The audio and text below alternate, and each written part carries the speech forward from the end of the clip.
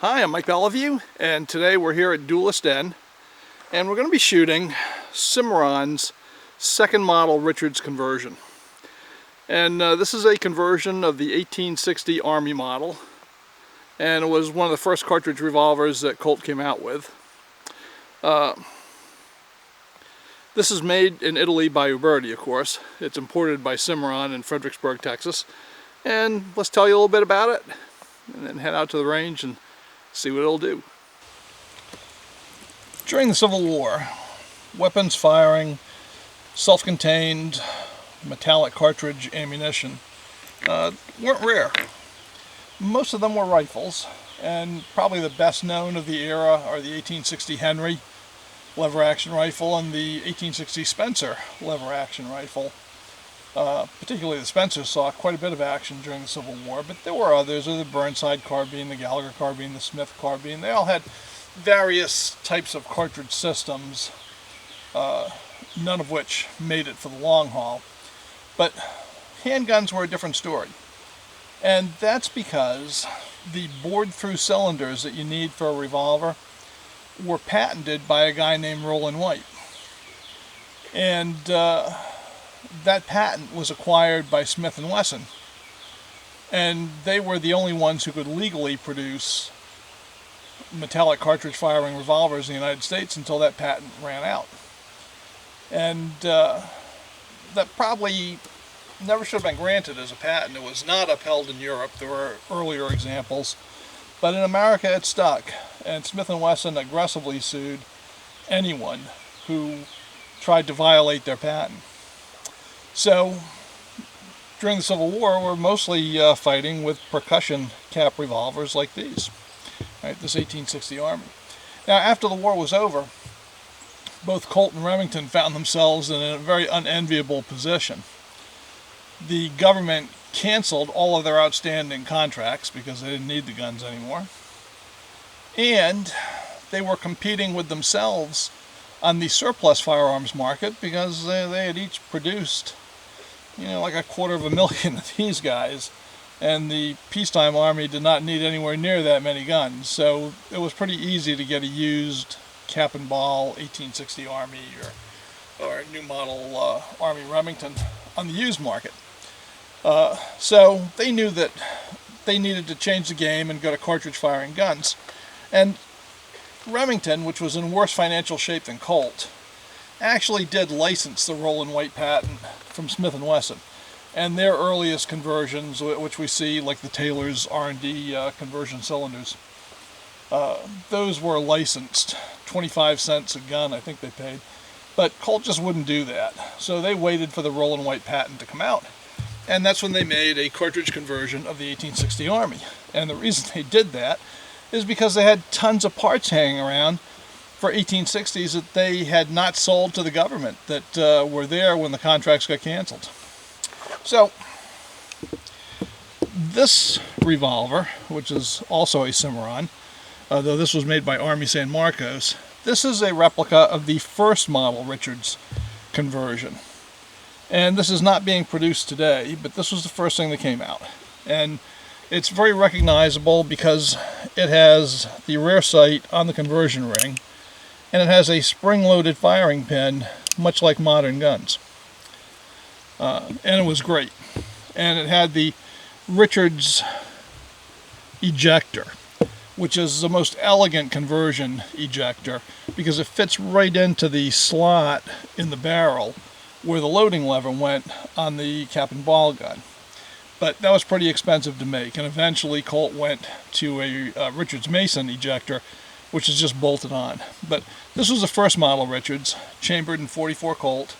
There's a few things inaccurate about this gun because the conversion cylinder actually covered over the back of the conversion plate, covered over the back of the cylinder, completely enclosing the cartridge heads. So if cartridge exploded, the gas was contained. But ASM didn't do that, and neither does Uberti. So Army San Marcos went out of business, and eventually Uberti got into the conversion market. And they make the second model Richards conversion. And you got to forgive me for the truck going by. And this is what's being imported right now by Cimarron, and it's a very sweet gun. It has the same Richards ejection system, which is very elegant, but it does not have the rear sight on the conversion ring. It has a typical hammer nose sight, and it has a firing pin mounted on the hammer. And that's Mason Williams' contribution to this. So, or Williams Mason, I should say. So, this is what we're going to be testing today. And it's a pretty sweet little gun. So, let's get out and knock Evil Roy down. Well, Evil Roy is back. And it's time to ring his chimes with the Cimarron Richards conversion.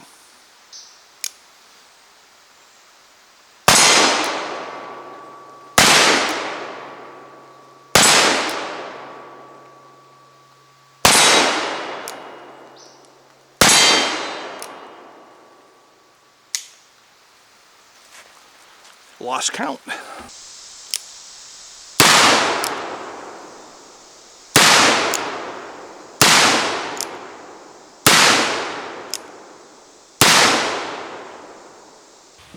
A question came up the other day about ammunition for these conversions and what calibers they were made in. And I thought this was a pretty good time to explain this. Of course, these are conversions of the Percussion 1860 Army, right? And even though they made new cylinders for them, which on a lot of the Navies they didn't, they just bored the existing ones, but they did make new cylinders for these.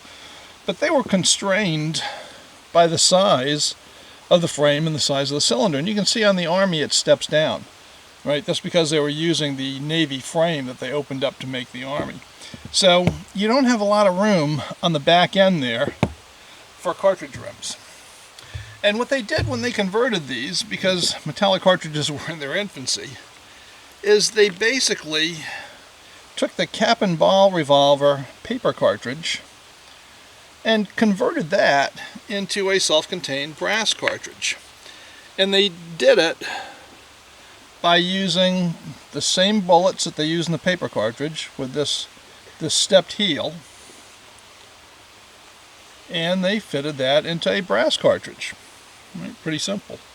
So you can see how this bullet fits in. It just goes in up to the heel, and then these were dipped in lubricant. It's an outside lube bullet. So this bullet's actually 45 caliber, and it goes in a 44 caliber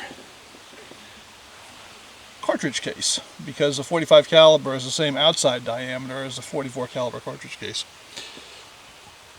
Now, modern, that's the 44 Colt, and also it has this very tiny rim, and I'll show you a little more about that in a minute.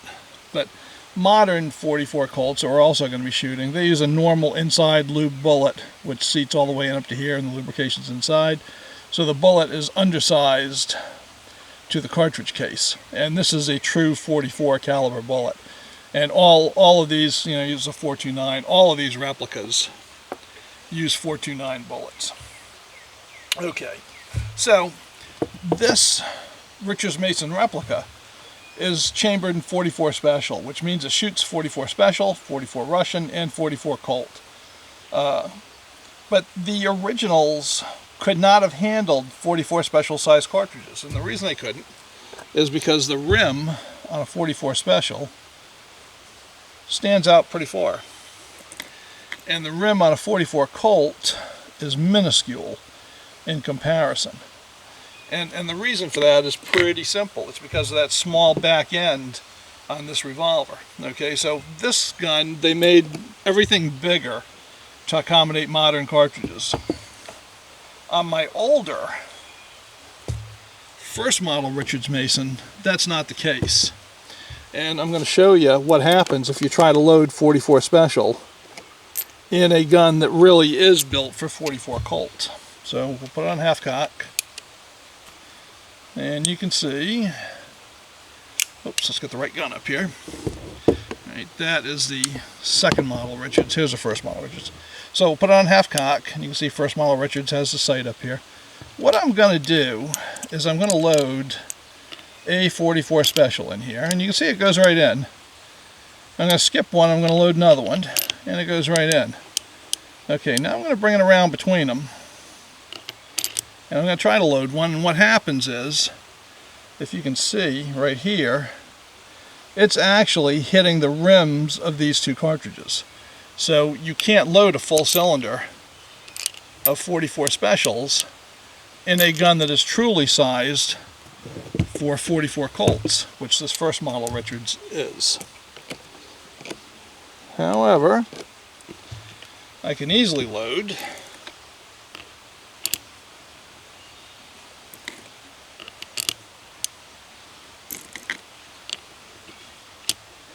a cylinder full of actual 44 Colts because they've got those really small rims. Right, so everything works out hunky-dory. Alright, so what Uberti did wisely, I think, is upsize things so you can use 44 Special, which is a lot easier to come by than 44 Colt, and give you a whole bunch of options that you would not have had if you were using the original size of the cylinder. So that's our ammo lesson for today.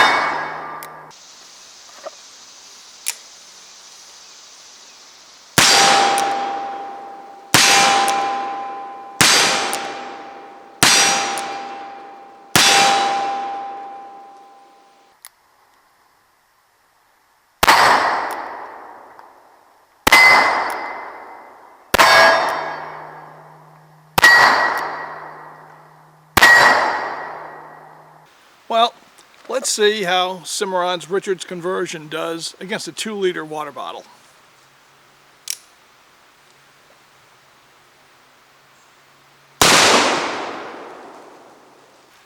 Drilled them. Well, I drilled the 2-liter bottle. Let's step it down to a 1-liter, see what I can do. Now, this Richards is shooting pretty high, so I aimed at the bottom of the 1-liter. I hit it at the top of the bottle. Well, at the 2-liter. We'll see what I can do with the 1-liter. I got to figure out where to hit this thing, where to point.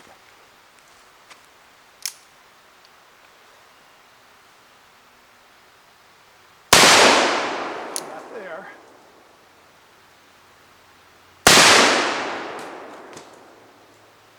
Well, I winged him and he's bleeding out. Well, from the way this bottle reacted, I figured I made a bad hit on him.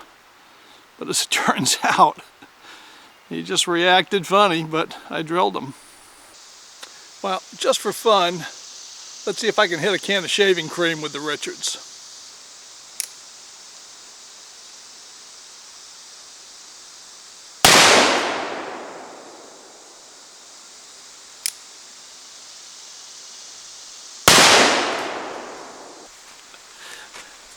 I guess it thought it could get away. Let's try that again. Alright, that's a little bit better. Alright, you've been watching me shoot this gun with black powder, which is the way I prefer to shoot them, with black powder cartridges. And whenever I do that in a video, I invariably get questions on the comments or email to me asking, are these guns only shootable with black powder, or can you shoot modern smokeless ammunition with them? And the fact of the matter is that these guns are modern manufactured guns. They are fully proofed at the factory in Italy for modern smokeless ammo. And as long as you keep your ammo to, SAMI industry specs, you'll be fine. I mean, if you're the second coming of Elmer Keith and you've just got to load 44 Special up to 44 Magnum velocities, don't get this gun because it's just not a strong enough design to accommodate that, but it'll handle factory ammo. And just to prove it, we're going to load up with some Black Hills smokeless powder, 44 special ammo, and take it out to Swing City and let it rip. So I'm going to put it on half cock. I'm going to load one. I'm going to skip one. And then load 4 more. You can see these 44 specials are going right in because, as I told you before, the size of that cylinder is bigger than the originals. And now I'm going to cock it. You can see we've got an empty chamber. Pop it down. And let's go over to Swing City. Okay, here we are at Swing City, where we've got Swing and Sam and the Circle Gang. And I've got the Cimarron 2nd Model Richards loaded with smokeless Black Hills factory ammo, 44 special. So let's see how they do.